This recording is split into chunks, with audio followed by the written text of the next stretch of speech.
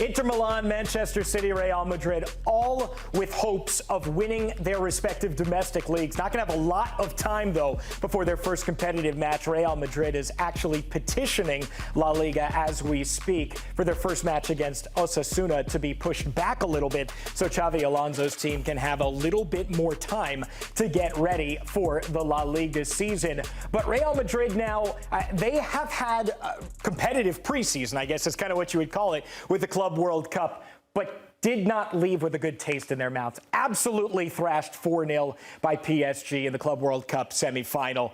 We learned a lot about this team, though. The question is now, does Barcelona have an edge going into the La Liga season because they didn't compete in the United States in the Club World Cup, and now they get a chance to rest, and Real Madrid does not.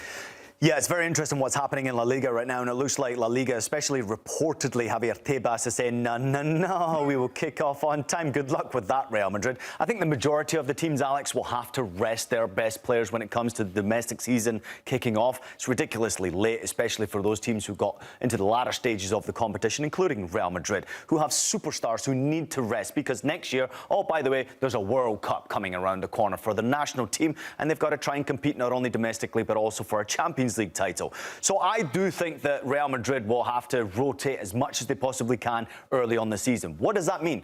It means exactly what you just said. Barcelona advantage. They've rested their players. I think there's an opportunity for Barca, obviously, to try and tinker with their lineup. And when you're a champion, everyone's kind of got a target on the back for you.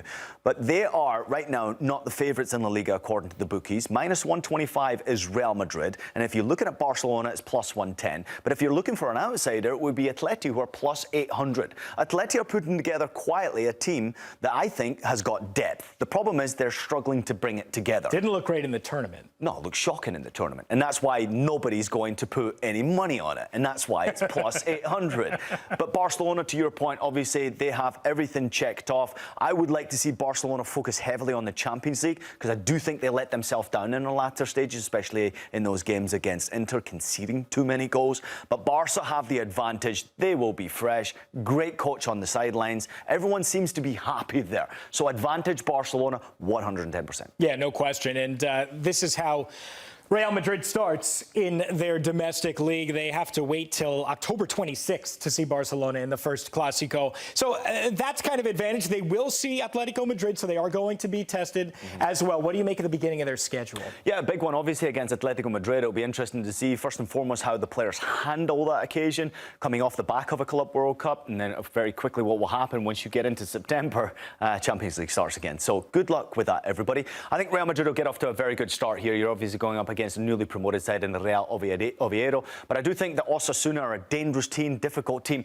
I can see Real Madrid, especially that one against Real Sociedad and against Mallorca, having some sort of difficulties getting things going. But new players have arrived at the club and they're going to have to rotate. So maybe watch the space, what happens in the transfer window, because there's no doubt that Xabi Alonso is going to want to get off to the perfect start. His press conference after PSG, he knows they were embarrassed. Can't afford a poor start in La Liga. What about Inter as we go over to Serie A in Italy?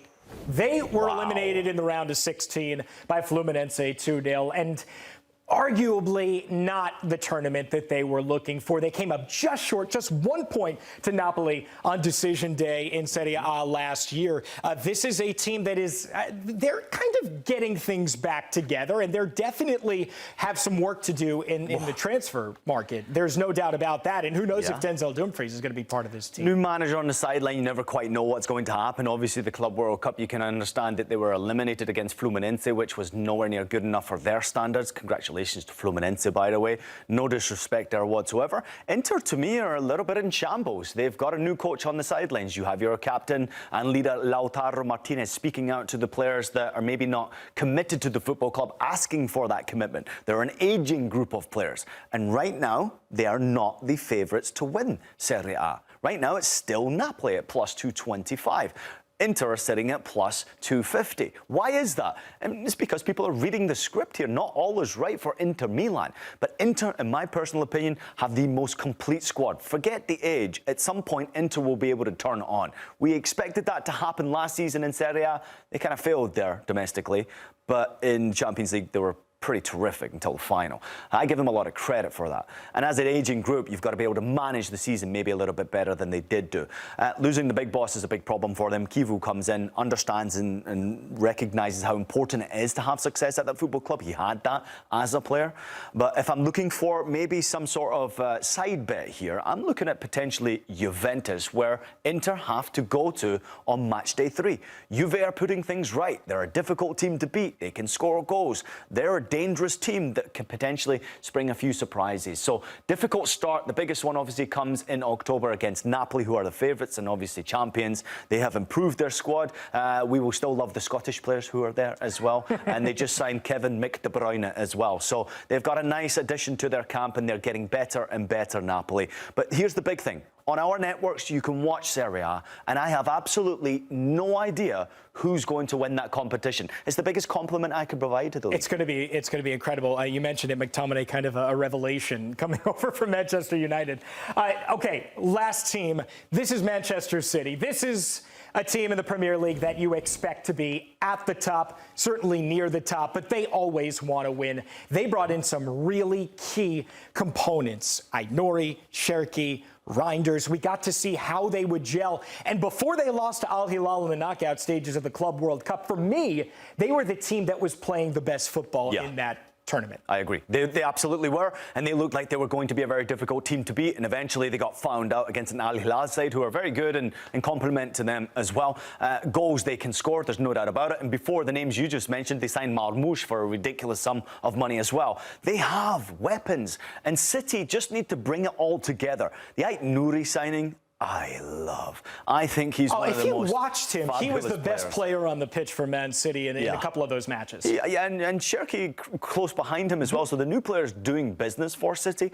But Pep Guardiola's got pressure. There's no doubt about it. The City Football Group want to win the Premier League first and foremost. They want to win the Champions League, absolutely. But I think City need to focus on what they do at the very beginning of the season. And look at the games they've got. Against Tottenham Hotspur is going to be very tough. New boss at the helm. Tottenham are signing unbelievable players right now and putting together a quality squad. And they'll be dangerous and challenging, I think, very closely to a top 4 position. I think at Brighton and at Wolves is some of the most difficult places to go play. Wolves currently, obviously, we're questioning what's happening with their football club right now going forward with the players that are departing the football club, especially Aït-Nouri. But then Manchester United, what's going on there? They're going to come back into the season in a derby game, potentially try to have success. Now you've got a massive one against Arsenal, at Arsenal, who will potentially be a favourite for the competition.